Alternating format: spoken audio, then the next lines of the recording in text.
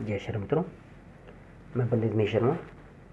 आज मैं आप सबके सामने कालसर्प दोष के बारे में जानकारी लेके आया हूँ, क्योंकि आजकल कालसर्प दोष हर लगभग सबके हैं। ज़्यादातर लोग इस परेशानी से घिरे हुए हैं। जिनकी कुंडली नहीं है तो उनको पता नहीं चलता उनके कालसर्प दोष है या नहीं। तो मैं यहाँ पे कुछ आपको कालसर्प दोष के लक्षण बताऊंगा, जिससे आपको पता चल जाएगा कि आपके कालसर्प दोष है या नहीं। कालसर्प दोष विशेषकर राहु और केतु के कारण होता है। जब राहु और केतु के साथ सारे ग्रह या तो दाईं ओर या बाईं ओर कोने में आपको दिखाई दें, अलग दिखाई देंगे, बाकी के खाने आपको खाली दिखाई देंगे, तो वहां कालसर्प दोष होता है। इन कालसर्प दोष के कारण व्यक्ति को हर प्रकार की परेशानी का सामना झेलना पड़ता है, उसके काम में रुकावट आती है। तो इसके कुछ लक्षण मैं आपके सामने प्रस्तुत कर रहा हूँ, वो एक एक करके आपको बता रहा हूँ। नंबर 1, कालसर्प दोष वाले व्यक्ति कितनी मेहनत कर ले उसको सफलता प्राप्त नहीं होती है, उसके काम में अड़चने आएंगी, चाहे वो कितनी मेहनत कर ले।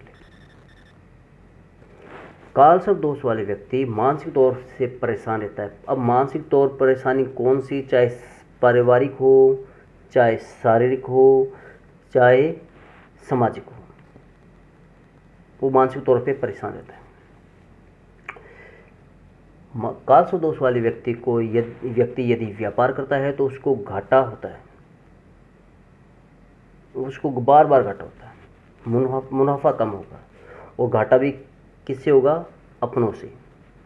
अपने जो आसपास के लोग हैं जिन पर वो विश्वास करता है वो इसको नुकसान पहुंचा देंगे, इसी कारण उसको व्यापार में घाटा हो जाता है।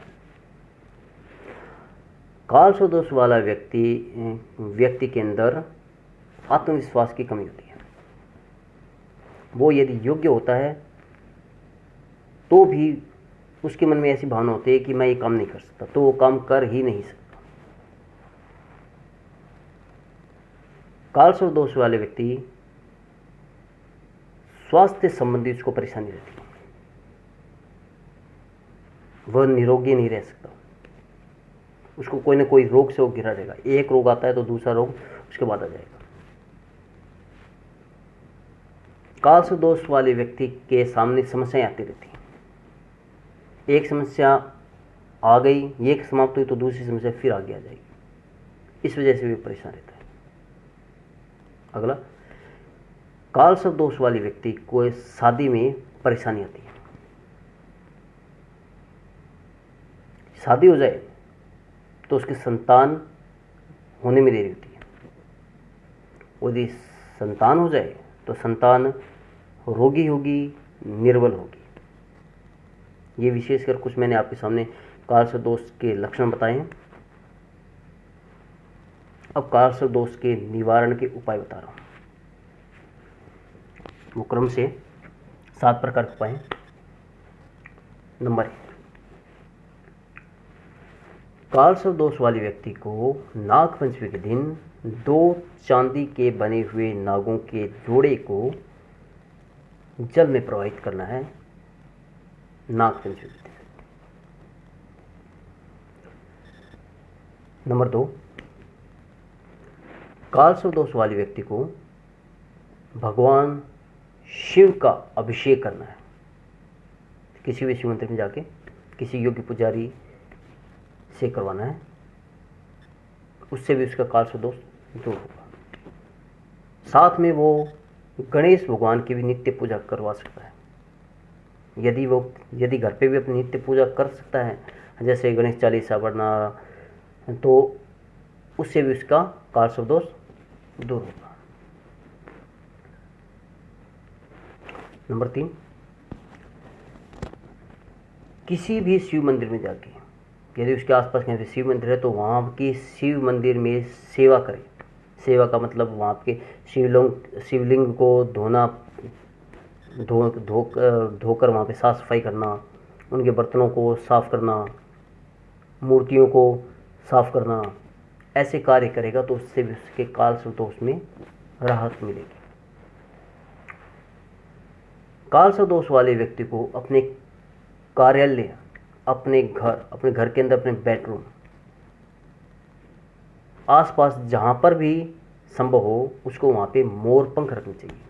उससे भी उसका काल सर्पदोष दूर होता है। काल सर्पदोष वाले व्यक्ति को पूजा जब भी वो करता है तो उसको एक माला मृत्युंजय मंत्र का जाप करना चाहिए।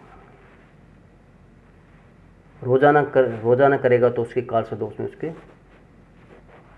सहायता मिलेगी, काल सर्पदोष उसका समाप्त हो जाएगा।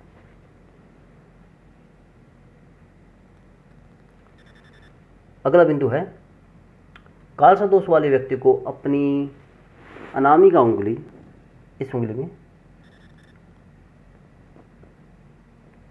एक गोमेद पहनना है। गोमेद राहु का सूचक होता है, तो इससे भी उसका जो राहु होगा वो शांत होगा, इससे काल सर्पदोष नहीं होगा, काल सर्पदोष में इसको राहत मिलेगी। अंतिम बिंदु है, काल सर्पदोष वाले व्यक्ति को रोजाना रविवार को छोड़ के पीपल के वृक्ष में दूध मिश्रित पानी और उसके अंदर थोड़ा मीठा मिला के पीपल को सींचना है पीपल को। यदि वो लगातार इस कार्य को करेगा तो उससे भी उसको काल सर्पदोष में सहायता मिलेगी, उसका काल सर्पदोष बिल्कुल ही समाप्त हो जाएगा। इस प्रकार मैंने आपके सामने कुछ काल सर्पदोष के निवारण के बिंदु बताए हैं और काल सर्पदोष के जो लक्षण है जिससे आप काल सर्पदोष को पहचान सकते हो उसके बारे में आपको बताया है। निवारण 7 प्रकार के हैं, उसको आप ध्यान देकर उन उपायों को करें जिससे आपके काल सर्पदोष में राहत मिलेगी। तो यदि ये आपको जानकारी अच्छी लगे तो कृपया लाइक कीजिए, शेयर कीजिए और सब्सक्राइब कीजिए। धन्यवाद। जय श्री राम।